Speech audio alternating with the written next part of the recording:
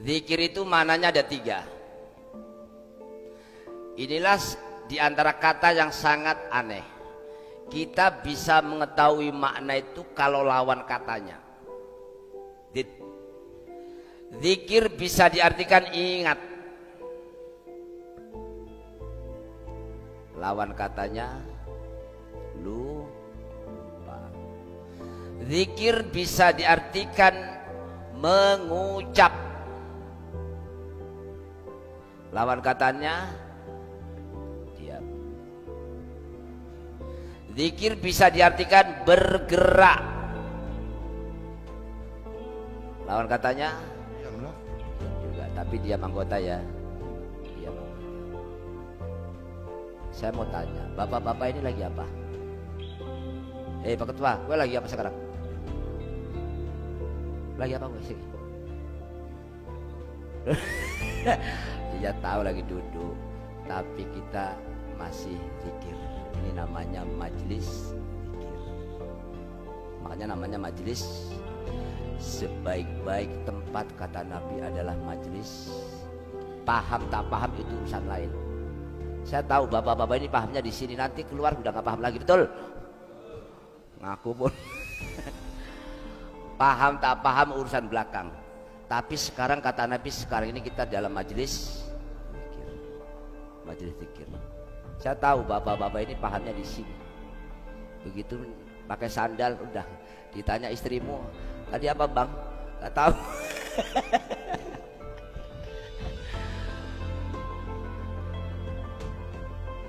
Saya punya mbah.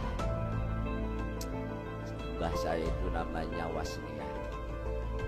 Dia tidak pandai baca, tidak pandai menulis. Mbah dari ibu.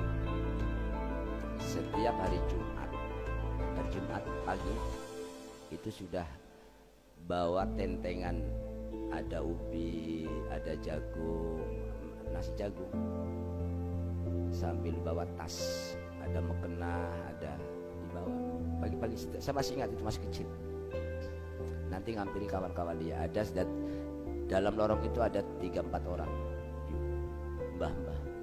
Pergi hari Jumat pagi, pergi ke masjid, nanti sholat duha, Mbah Yai ngaji sampai sholat Jumat.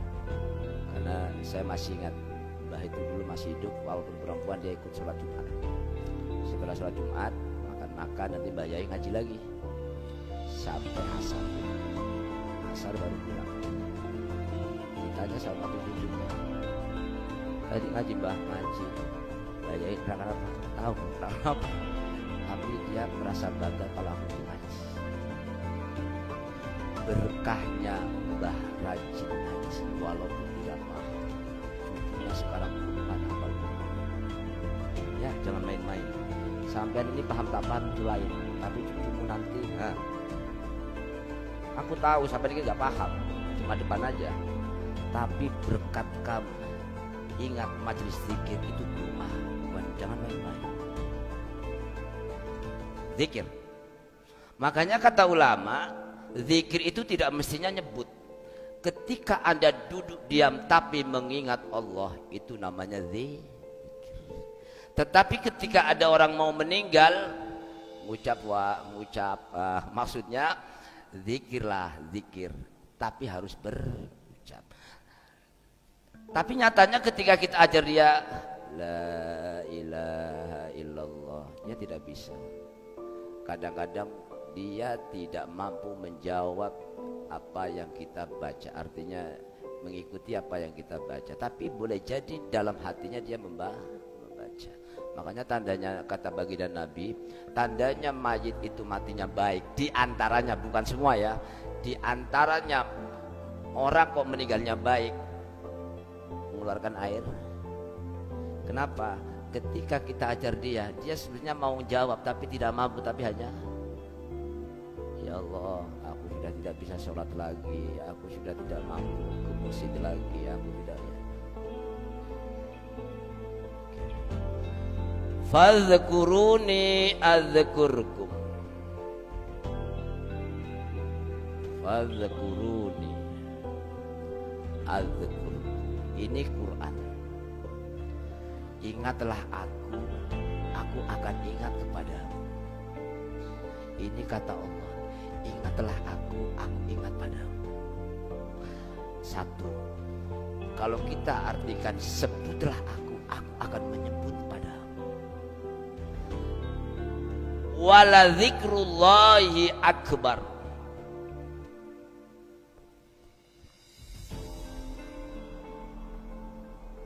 Menyebut Allah yang besar diantaranya adalah sholat. Kita tadi sholat. Di dalam sholat ada ucapan Quran dan zikir. Menyebut nama Allah. Berarti kita pun disebut oleh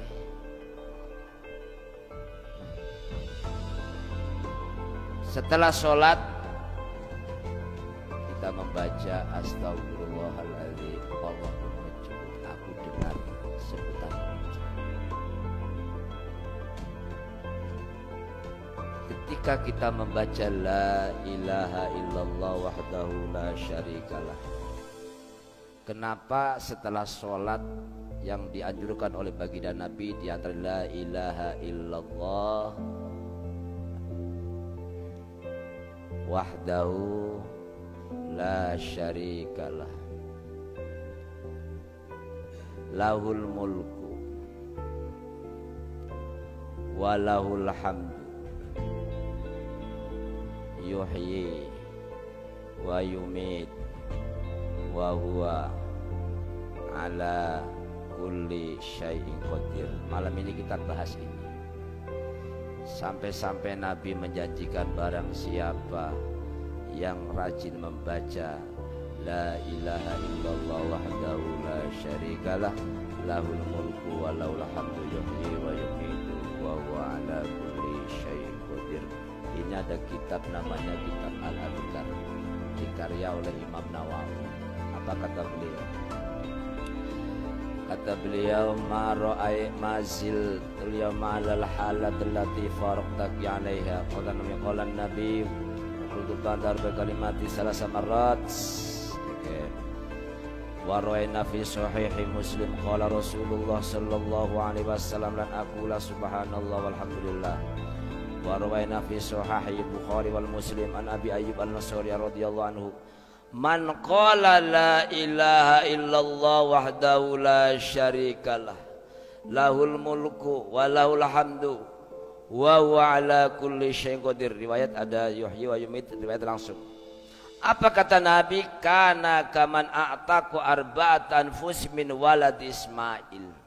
Barang siapa yang membaca la ilaha illallah wahdahu la syarikalah lahul mulku wa lahul hamdu yuhyi wa yumitu wa huwa ala kulli syai'in qadir, seolah-olah memerdekakan dari keturunannya Ismail 4 orang. Man qala la ilaha illallah wahdahu la syarikalah mi'ata marratin fi yaumin mi'ata marratin kanat lahu adlu asyri riqabin wa kutibat lahu mi'atu hasanatin wa muhayyat anhu mi'atu sayiatin wa kanat lahu hriza minasyaitan yaumahu dzalika hatta yumsiya wa lam yati ahadun. Betapa besarnya membaca la ilaha illallah wahdahu la syarikalah lahul mulku wa lahul hamdu yuhyi wa yumitu wa huwa ala kulli syai'in qadir. Oleh sebab itu setelah sholat walaupun sesibuk apapun, kalau bisa ditahan, astagfirullahaladzim alladzi la ilaha illa wal hayyul qayyum wa atubu ilaih. La ilaha illallah wahdahu la syarikalah lahul mulku wa lahul hamdu yuhyi wa yumiitu wa huwa ala kulli syai'in qadir. Allahumma tassalam wa minkas salam wa ilaika ya'udus salam wa hayna rabbana bisalam wa dakhilna jannata darus salam tabaruk rabbana wa ta'alika ya dzal jalali wal. Dah mau pergilah. Tapi tadi saya tengok di sini masih ada assalamualaikum. Langsung mau kemana? Bu disempatkan walaupun sebentar. Ada nggak Pak Ketua di sini? Ya aku tadi di depan, aku tahu lah di belakang. Assalamualaikum warahmatullahi wabarakatuh. Langsung biang. Ya Allah. Kalau anak-anak mungkin ini bapaknya. Sayang. Kenapa begitu? Bayangkan kalau setelah sholat saja tidak sempat, apalagi di luar. Saya tidak harus zikir, tidak. Mungkin di antara kita ada kepentingan, gak apa-apa. Tapi yang itu kalau bisa jangan ditinggalkan. Bagaimana caranya kita agar dapat lebih pahala? Perhatikan baik-baik. Afdhalu dzikri la ilaha illallah. Ini kata kunci.